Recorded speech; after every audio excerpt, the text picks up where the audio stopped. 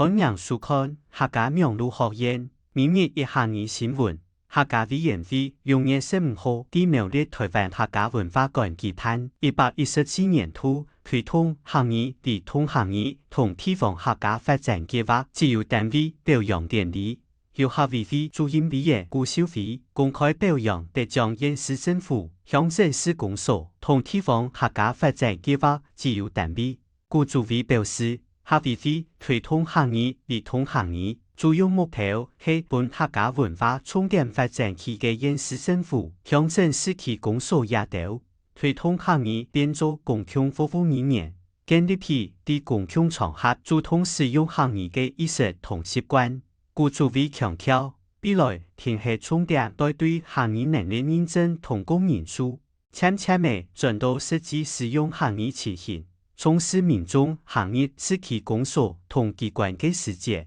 係唔係做得正經談得到客話、使用客話？客家事務單位韓國各級公所應當帶頭講客，營造講客環境。以上係客家名錄學院嘅報道。接下來要教大家今本日的每日一客語就係單位，客家事務單位愛帶頭講客，客家事務單位愛帶頭講客。